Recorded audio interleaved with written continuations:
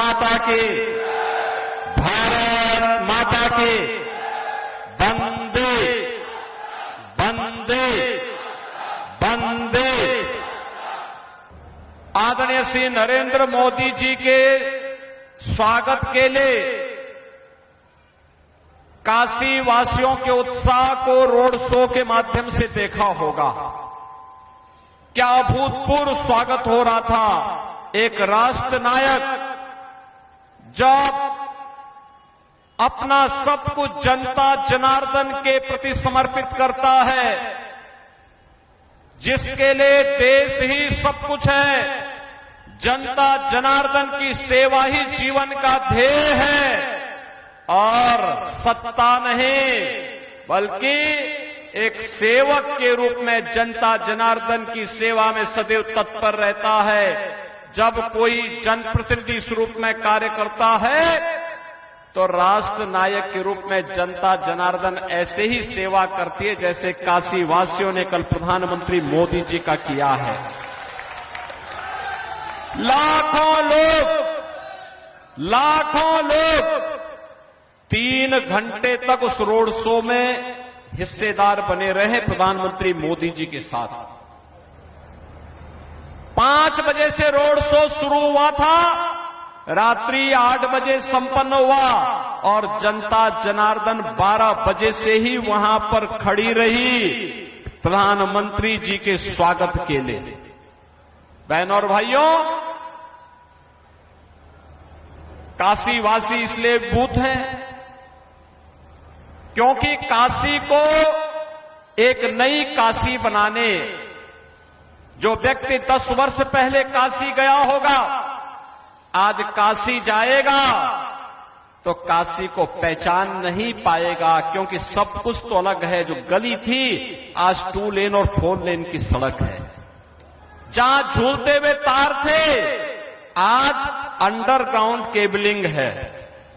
जहां पर जर्जर घाट थे, गंदगी से सने हुए घाट थे, आज चमकते हुए काशी के घाट हैं।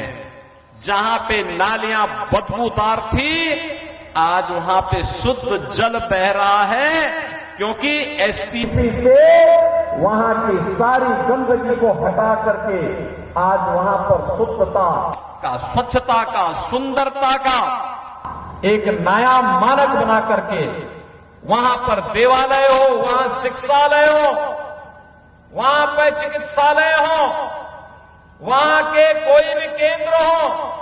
आज अगर आपको देखना हो काशी में जाकर के देखिए, मोदी जी ने 10 वर्ष में करके दिखा दिया कि काशी कैसे होनी चाहिए, संसदीय क्षेत्र कैसे होना चाहिए। और जैसे काशी के लिए किया ऐसे देश के लिए मोदी जी ने किया। बहनों और भाइयों, एक प्रधानमंत्री मोदी जी उन्होंने काशी को चमका के रख दिया। और एक अमेठी में भी तो आपने प्रधानमंत्री चुना था, क्या दिया अमेठी को? जिला मुख्यालय तक नहीं दिया, कनेक्टिविटी भी नहीं दी। 4 लेन की बात तो दूर, 4 लेन की कनेक्टिविटी एक्सप्रेसवे के माध्यम से तब आपके पास आई जब यही सुरेश पासी और मयंकेश्वर सिंह मेरे पास आए थे। उन्होंने कहा कि एक्सप्रेसवे को हमारे यहां से लेकर के चले जाइए, तो हमने कहा जरूर जाएंगे। जब स्मृति ईरानी जी ने हमें कहा कि नहीं, मेरे क्षेत्र को भी एक्सप्रेसवे के साथ जुड़ना चाहिए, मैंने कहा क्या होगा इससे? उन्होंने कहा उससे होगा क्या कि हमारे जगदीशपुर वासी यहाँ के जो नौजवान हैं, इन नौजवानों को नौकरी अपने घर के पास मिल जाएगी, वहां पे औद्योगिक क्षेत्र विकसित होगा और किसान की जमीन का दाम कई गुना बढ़ जाएगा। बहनों और भाइयों, तब आपको एक एक्सप्रेसवे मिल पाया। मेडिकल कॉलेज नहीं बन पाया था। आज भाजपा की सरकार आपकी अमेठी में मेडिकल कॉलेज का निर्माण कर रही है। जिला मुख्यालय का निर्माण हमारी सरकार कर रही है। पुलिस लाइन का निर्माण हमारी सरकार कर रही है। डिस्ट्रिक्ट कोर्ट का निर्माण हमारी सरकार कर रही है। हर घर नल की योजना के साथ यह भारतीय जनता पार्टी की केंद्र और राज्य की डबल इंजन की सरकार करा रही है।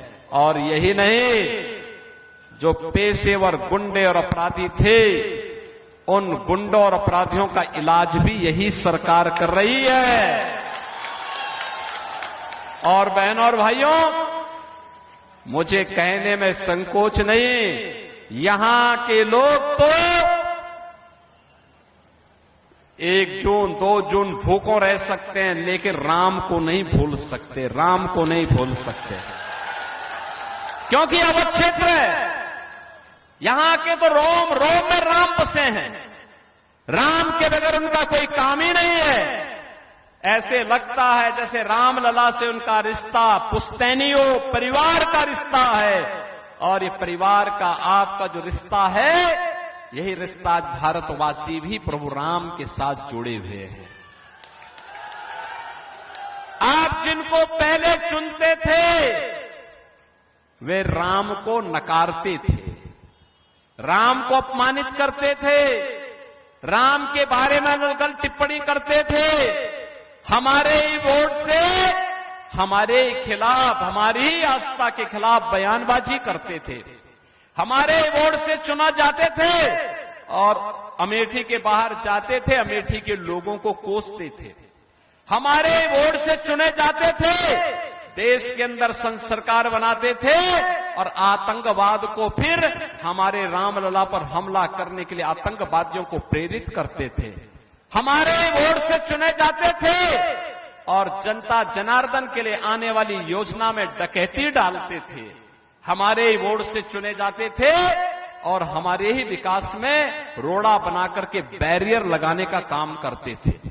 बहनों और भाइयों, पहली बार देश देख रहा है मोदी जी के नेतृत्व में, देश सुरक्षित है, दुनिया के अंदर सम्मान बढ़ा है, विकास के बड़े बड़े कार्य हो रहे हैं, highway, railway, metro, IIT, IIM, IIIT, AIIMS, Raebareli का एम्स मोदी जी ने दिया। और अब तो अमेठी में दुनिया की जो सबसे अच्छी राइफल AK-203 क्लास्कोप की ये जो राइफल है, दुनिया की अब की सबसे अच्छी राइफल है, जो रसिया के साथ मिलकर के भारत बना रहा है। यह अभी अमेठी में मोदी जी ने लगा करके उसका उद्घाटन भी किया। ये कांग्रेस और समाजवादी पार्टी के लोग यहां के नौजवानों के हाथों में तमंचे पकड़वाते थे। हमने यहां के नौजवानों के हाथों में टैबलेट दिया है, टैबलेट, और देश की सुरक्षा के लिए आपके जिले को क्लास्कोप श्रेणी की AK-203 राइफल देकर के आज भारत के जवानों के हाथों में जब ये राइफल होती है तो पाकिस्तान भी थर्राता है, दुश्मन भी थर्राता है, वह भी थर्राता है, उसको भी भय होता है। और तभी तो पाकिस्तान बोलता है ना, जब मजबूत सरकार होती है और राइफल आपकी अमेठी में बनती है, अब दुश्मन भी क्या बोलता है, अगर पटाखा जोर से फट जाए ना, कहता नहीं मैंने नहीं किया, मेरा हाथ नहीं है इसमें, वो पटाखा फट रहा है। पहले ये कांग्रेसी क्या बोलते थे, समाजवादी पार्टी के लोग पहले जब उन्हें समर्थन करते थे तब वो क्या कहते थे, कोई आतंकी घटना घटित होती थी, कहते थे आतंकवादी सीमा पार के। अरे सरकार कैसी, जब वो समस्या का समाधान न कर सके। मेरा ये मानना है, मोदी जी का मानना है, सरकार किसी समस्या के लिए, समाधान के लिए ना नहीं कह सकती। अगर जनता जनार्दन कह रही है कि यहां पुल बनना है, हर हाल में बनना है, उसको बनना ही है। जनता जनार्दन अगर कहती है कि हमारी अमुक समस्या का समाधान होना है, तो वह होना ही चाहिए, ये सरकार का लक्ष्य होना चाहिए। न कि ये बोलते हैं कि अरे आतंकवादी तो पाकिस्तान से हैं, फलाने देश से हैं, हम क्या करें। अरे तुम्हारे हथियार कब के लिए रखे गए, जाओ घुस करके मारो ना वहां पे जाकर के। लेकिन मारने के लिए हिम्मत होनी चाहिए ना, और जब हिम्मत होती है तब आस्था का सम्मान करने के लिए रामलला विराजमान होते हैं, और माफिया, बड़े बड़े माफिया जो पहले सरकारों का संचालन करते थे, उनका राम नाम सत्य है की यात्रा भी निकल जाती है।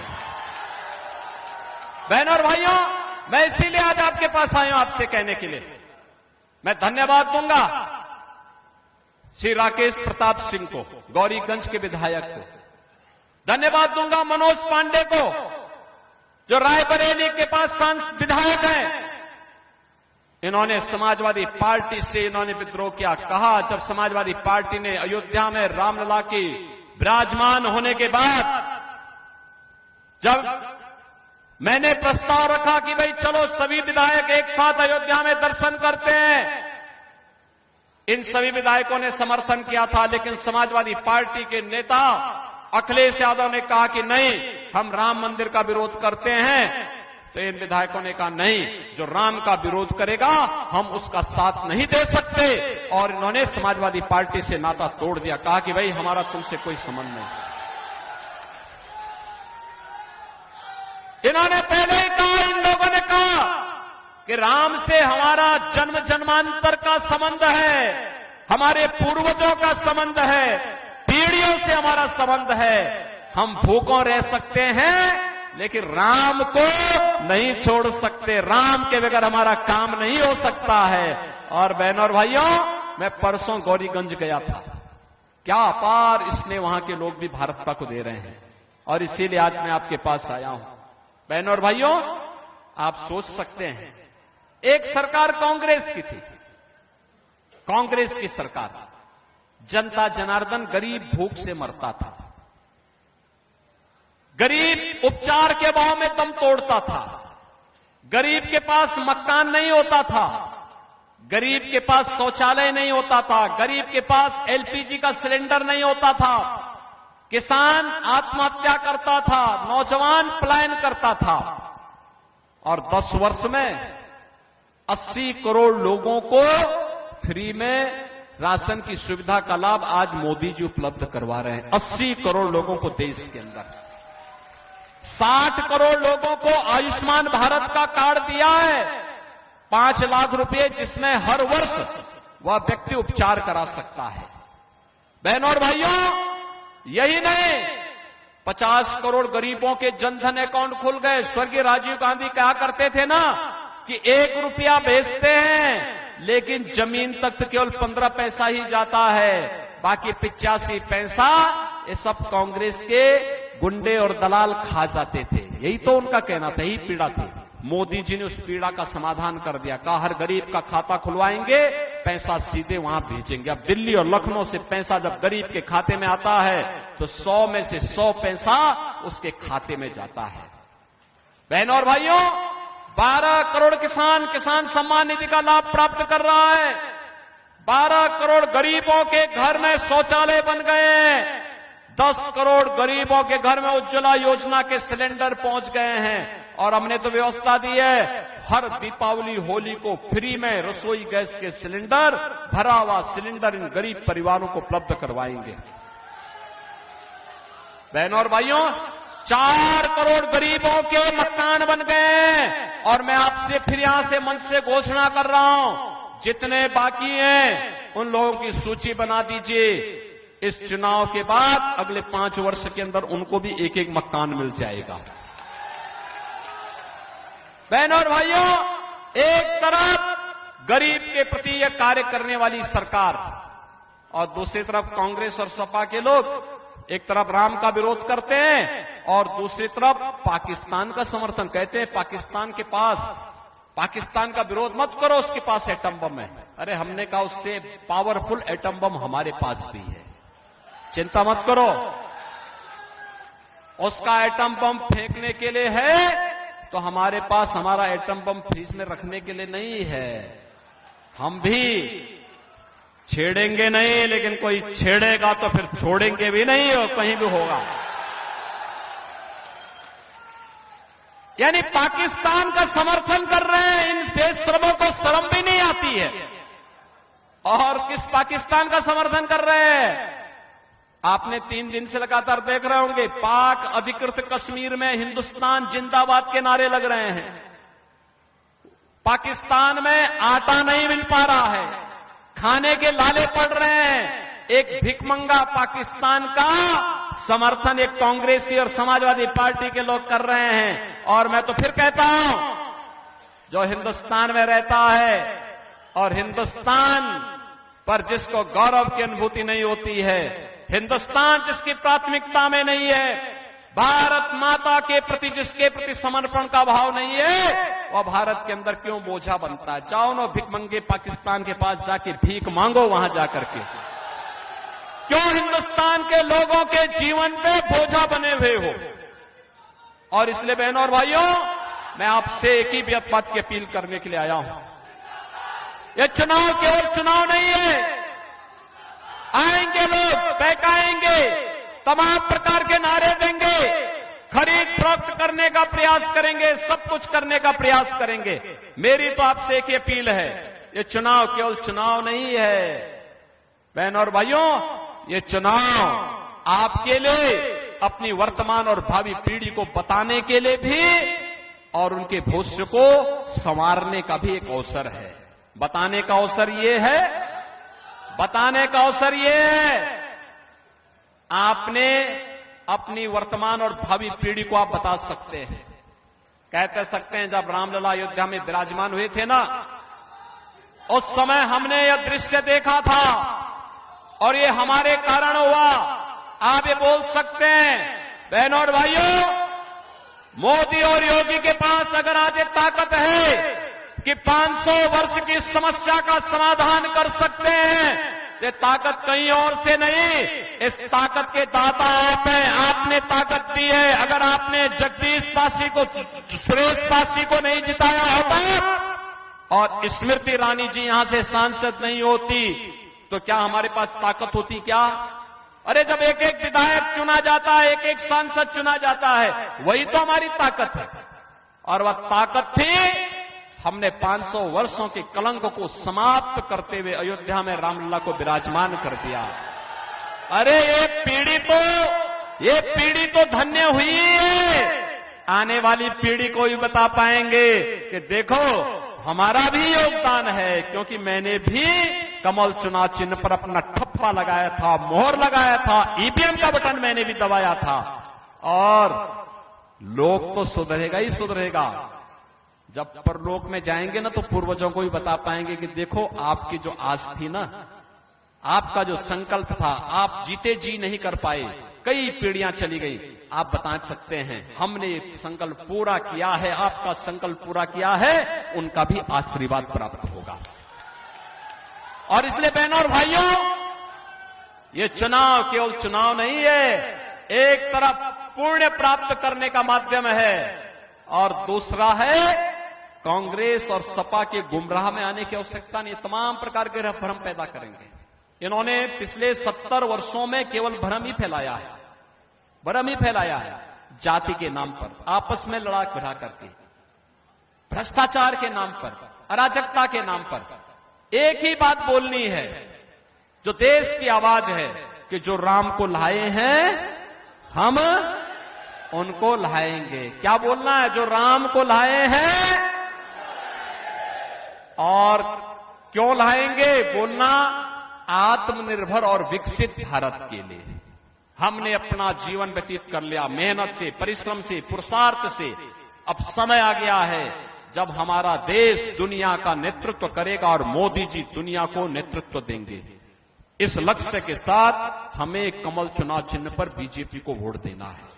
और इसीलिए बहनों और भाइयों, मैं आपके पास आया हूं आपसे कहने के लिए, यहां से कांग्रेस के शहजादे राहुल गांधी आए हैं, राहुल गांधी के प्रतिनिधि चुनाव लड़ने के लिए आए हैं।